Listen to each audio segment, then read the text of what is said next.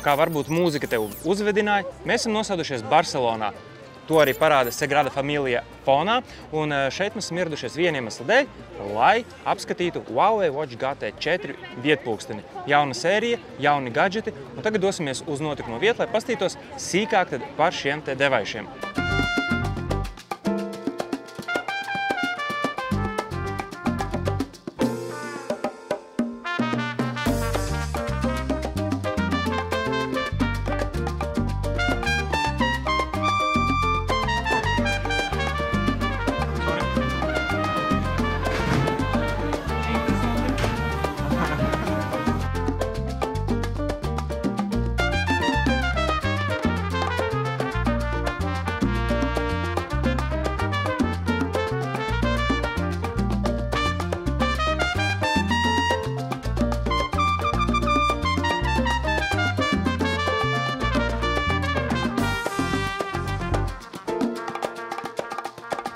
Un šeit tad arī notiks šīs dienas galvenais pasākums vai vispār galvenais iemesls, kāpēc mēs atbraucām uz Barcelonu.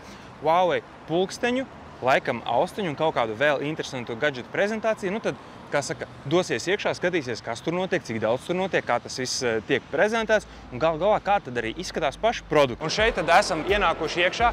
Izskatās ļoti, ļoti glamūrīgi, vistiešākajā mērā fashion forward. Un cilvēki ir daudz veci, kaut kādas tur Tritona un citu lietu statujas. Nu, diezgan iespaidīgs pasākums. Tūlīt arī mēs varēsim visi iet iekšā un noklausīties droši vien vispirms, kā jau ierast un tradicionāli par visiem produktiem, kas, kā, kāpēc, ko.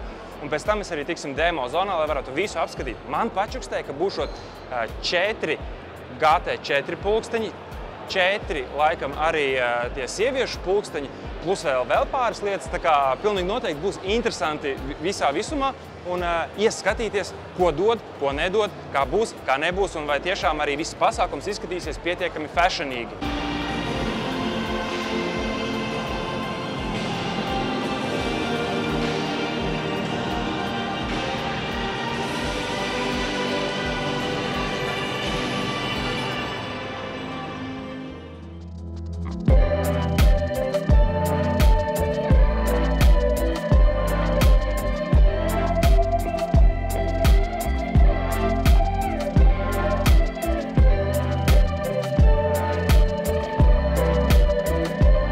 Nu, lūk, pašā prezentācijas pasākumā visādi influenceri un sportisti kārtējo reizi līdzīgi kā arī Minhenē piedalījās. Visi ļoti skaisti, visi ļoti glīti, ļoti daudz dažādi pulksteņi un arī citi gadžeti. Un tagad mūs izdzina visus ārā vienā zonā, jo šajā vecajā ēkā visi sadalīts pa kaut kādām zonām un pēc šīm te krāsām varēja aptuveni noteikt, kas ir kas, bet mēs tagad esam pulksteņu zonā un saistībā ar pulksteņiem ir jāsaka tā, ka Huawei liek arvien lielāku uzsvaru uz stilu un funkcionalitāti un principā cenšas izveidot savādāku nišu, kā to dara konkurenti ar tiešām izskatīgiem pulksteņiem. Bez dizaina iespējīgi izskatījās arī plānotie papildinājumi pulksteņu sensoriem un integrācijā Huawei Health lietotnēs. Diemžēl šobrīd ir grūti pateikt, kas no plānotā un esošā būs pieejams Eiropā, kas paliks Ķīnā. Bet es ceru, ka no tā, ko mēs redzējām, diezgan daudz arī būs pieejams mums šeit, Baltijā, Eiropā un vispār rietumu pasaulē. Visinteresantākās lietas man likās personīgi tiešām divi jaunumi, kas pirmais bija kaloriju skaitītājs vai svara uzturēšanas vai zaudēšanas feature, kas palīdzētu tev, teiksim, kaut kādā tevis nospraustā termiņā ņemt un sekot līdz, cik tev kalorijas ir jāuzņem, kā arī, kāds saucās Sleep Breathing Monitoring, kas tā kā laikam tulkotos kā gulēšanas, elpošanas monitorings. Bez idejām vēl kā tas strādās, visdrīzākais ir pieredzes zonā, nevarēsim paši ņemt un notestēt tiešām kā šis strādā, bet izskatījās interesanti un ja potenciāli tas tiešām ar sensoriem un ar mikrofoniem ņem un skatās, kā tu elpo vai neelpo pa nakti, nu varētu būt interesanta lieta, kurai sekot līdzi un savam miegam kā tādam. FreeBuddy 3 Pro Izskatījās interesanti. Es vairāk patika tas, ka papildus divām ierastajām krāsām, tumšajai un gaišajai, melnai, pelēkai, ir arī zaļganā. Dizains ļoti līdzīgs Pro 2 versijai, bet tagad iekšā ir tādas arī tā kā gropītas. Visā citādi nekādi baigi lielie uzlabojumi tā uz pirmo mirkli netika manīt, kā vēl joprojām ir LDAX, vēl joprojām ir HRS audio. Ir it kā uzlabota aktīvā skaņas izolācija, bet tā jau arī iepriekšējām bija diezgan laba. Interesanti šī uzsvars tika likts uz lidmašīnām un vilcieniem, jeb kaut kādām šādām te ļoti piebāstām telpām, un esot vēl uzlabota arī mikrofonu kvalitāte. Bet mikrofonu kvalitāte arī Pro 2 bija diezgan labi, un Pro 2 arī ļoti atzinīgi tika novērtētas iepriekšējā konzumera gada balvā. Tā kā atkal būs interesanti redzēt, kad tās atnāks pie mums uz apskatu. Un principā, jā, mums Baltijā un Eiropā ir paredzēts, ka būs pulksteņi un būs arī austiņas. Vēl interesants produkts bija brilles. Tiesa, ne pirmās viedās brilles, kuras ir redzētas. Prezentēja tās arī Huawei darbiniece. Cik mēs sapratām, tad nav paredzētas Baltijas tirgum, bet principā strādā kā parastas viedās brilles vai austiņas ar stiklu priekšā.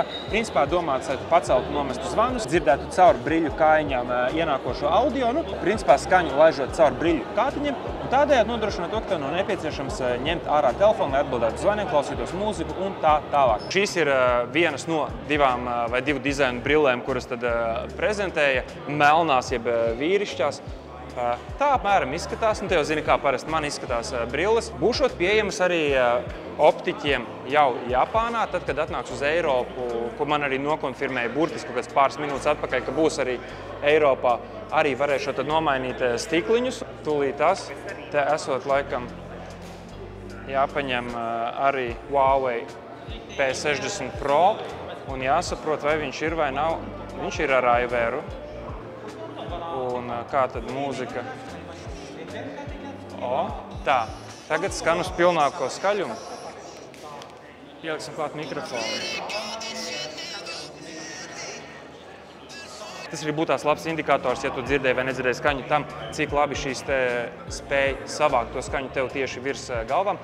Basi skanēja bišķiņ tā briesmīgi, jāsaka godīgi, bet visā visumā, interesants produkts no zināma ražotāja, nevis tā kā bija iepriekš jau kanālā apskatītajām faunām. Planšete, kur tūlīt arī redzēs, nekas baigi daudz par viņu nav sakāms, bet tā virsma ir ok. Kameras, tādas bišķiņa mjeh. Bija arī Huawei Watch Ultimate zelta versija. 3000! Wow, crazy! It kā, jā, 18 karātu zelts, smuks, foršs, tur Mo Faraks arī iznāca ārā uz skatuves nodemonstrēt, kā tas izskatās. Bet, 3000 Ultimates Baltijā nebūšot pieejams, Eiropā var būt tādā izmeklētajām valstīm, bet arī nav līdz galam zināms. Tā ka jā, šādā te burvīgā ēkā, kur mācījies ir Picasso, Gaudi, mums bija iespēja iepazīt Huawei produktus.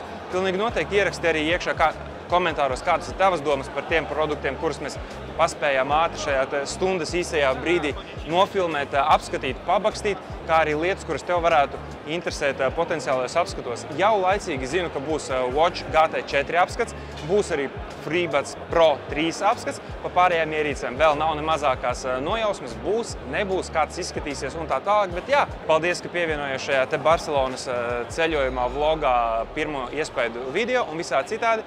Tu jau zini, mēs ar tevi tiekamies jau kādā no nākamajiem video. Atā!